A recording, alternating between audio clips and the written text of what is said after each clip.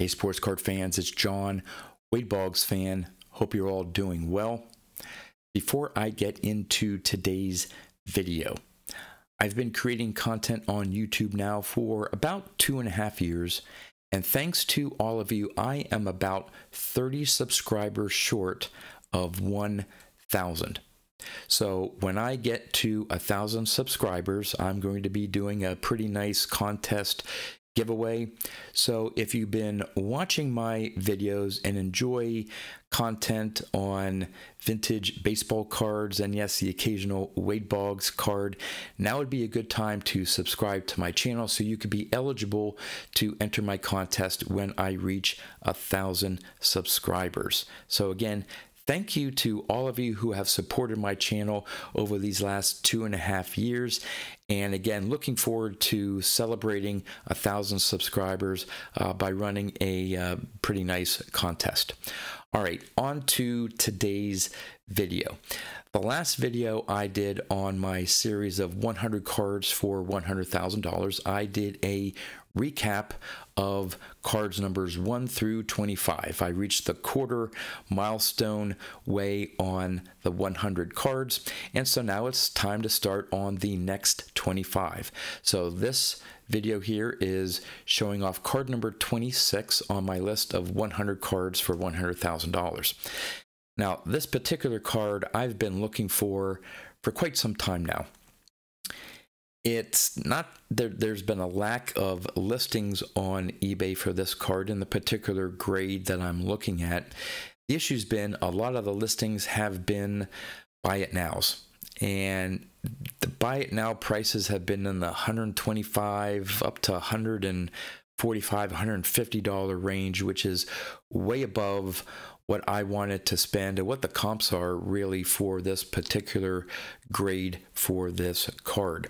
Fortunately, not too long ago, there was an auction that came up for this card in the grade. It had the right eye appeal for me, so I was fairly aggressive in terms of going to my maximum of what the card pretty much has been selling for in that grade, and put my bid in, and actually I won the card for $20 less than my maximum bid. So really excited to show this card off. So I'm going to turn the camera around and show off card number 26 on my list of 100 cards for $100,000.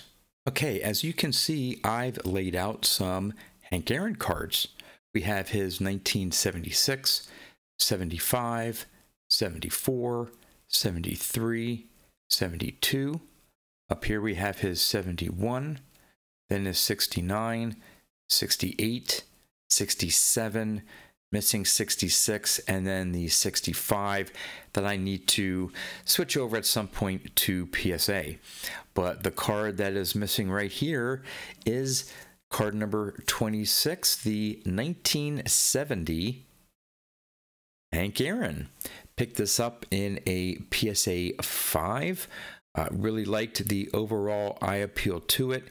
It may be a little off top to bottom, but you know, on cards like especially the design of the 1970 top set, I don't really mind the off center a little bit if it's top to bottom. Left to right really bothers me.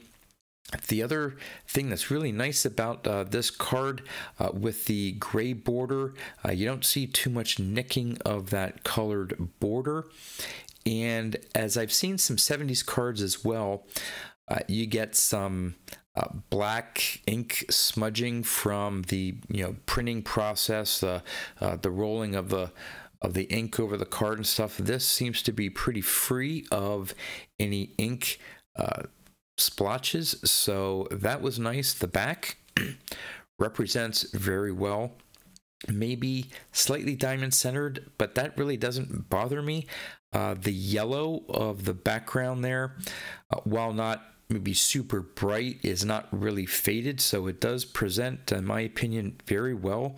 Really happy to add this 1970 Topps Hank Aaron to my collection and complete the 1970s run of Hank Aaron.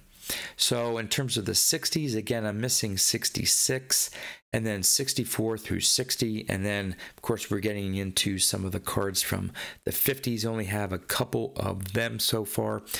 So we're getting into the price point here for some of these, where we're getting into 150, 200, 250, 300, again, depending on the grade that I want to go after. So maybe a little while longer here until I can add another Hank Aaron card to my collection, but I think I've done pretty good so far. Now, as I normally do for a wrap-up of these videos, I talk about where the original budget was for the cards that I had on my list and how much I spent. I keep a running total just to see how I'm doing for that goal of, again, spending $100,000.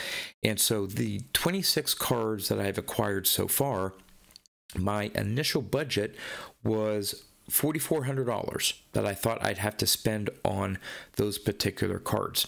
Now, granted, for some of the cards, I've dropped down the grade, maybe 1 or 2 grades to fit it more into my current budget, but still finding nice eye appeal cards. So far, for those 26 cards, I have only spent $3,620.